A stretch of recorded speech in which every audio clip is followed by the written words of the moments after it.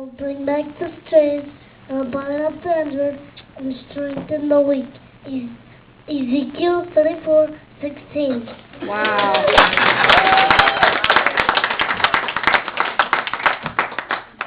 I'll just read something real quick for you guys. While Jesus was in Bethany, an old man known as Simon the leper, a woman came to him with alabaster jar, a very expensive perfume. She poured it on his head while he was reclining at the table. When the disciples saw this, they were indignant. Why the waste? They asked. This perfume could have been sold at a high price and money given to the poor. Aware of this, Jesus said to them, why are you bothering this woman? She has done a beautiful thing to me. The poor you always have with you, but you will not always have me. When she poured this perfume on my body, she did it to prepare me for a burial. I tell you the truth, wherever this gospel is preached throughout the world, what she has done will also be told in memory of her. And I got to read that because Denise's Sunday school class, weren't sure if we had a missionary or not, but we need an alabaster jar for the church there. Thank you.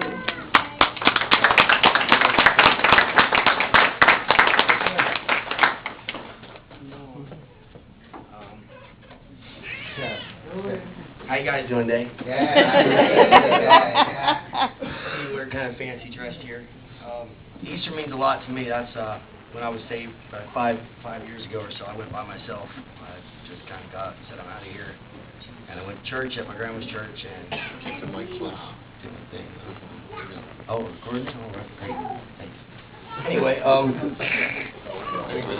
right, it's kind of neat for me with the Easter and kind of how it's like our marriage to Christ as the body of the church.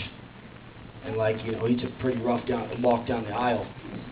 They beat him, cussed at him, spit on him. He had his own people saying, you're not one of them, I'm not one of his. And they asked him, are you the king of the Jews? And that's what they were persecuting him for. And that's a roundabout question to me, kind of like, do you take the church? Do you take the church to be your bride?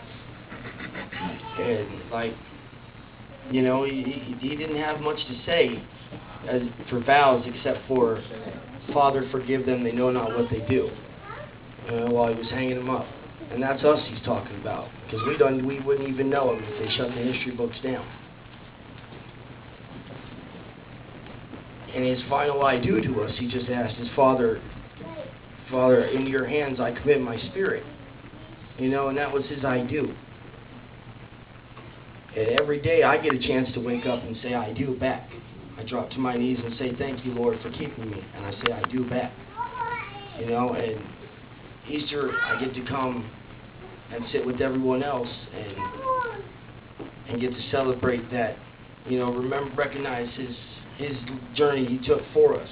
We talk often about the, dying for our children or, dying for someone else's kid. And that's the bond of marriage is a deep thing. And that's a deep thing to have someone die for you. Because for me, I was a screw up real bad. And that's a deep thing to have someone have to pay for what I did.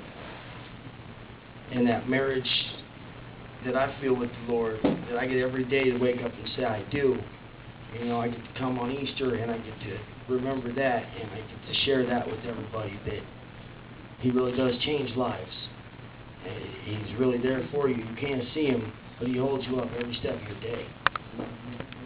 And we're dressed kind of fancy here because we've been married for like 6 years of March 28th, and we're just going to renew our vows here. Real quick, I have a few things I want to say to her, I guess. And I love her, and I got something I guess I got to say to her. I don't know how this renewal thing works, but stand up and speak.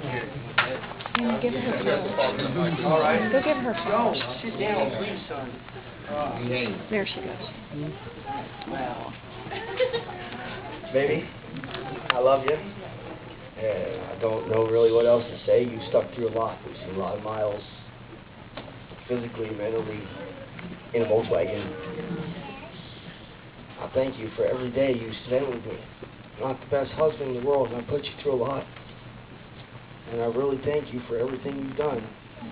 Give me 3 beautiful kids. and an awesome wife. And I couldn't have picked anyone better for this journey to go on with. I'm the bride to someone else, and I picked an awesome bride to have at my side. Thank you.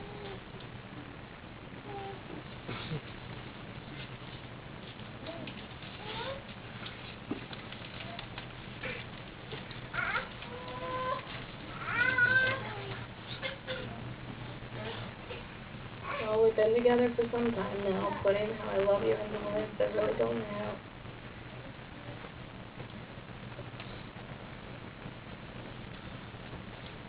I love you, Rick, with all my heart.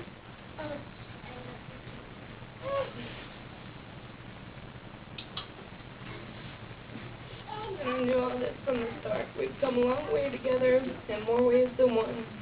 By the grace of God, all of this was done. We grew up together in some kind of way, from being kids, doing crazy things, to working every day. We set our vows to become one. And we're raising a family now, you see.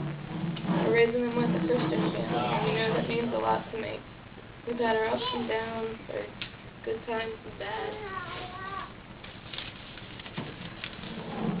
But who don't, for every moment that I've had with you, I'm glad.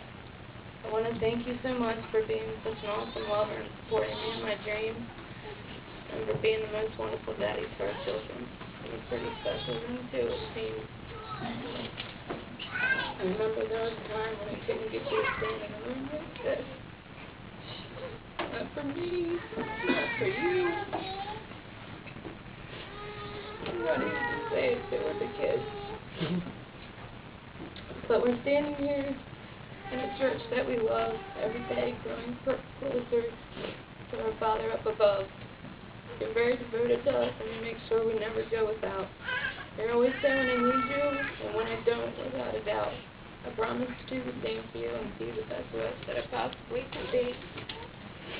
To love and to cherish you through the bad times, the good times, for the rich or poor, we've been through both, you and me. And we've always pulled through together as a team. Even now with 3 kids, almost 4.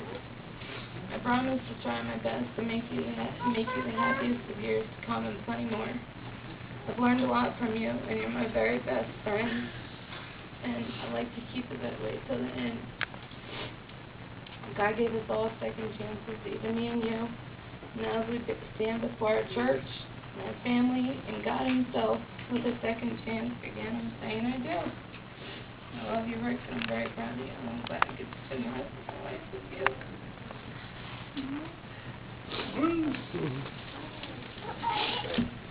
Kiss the bride.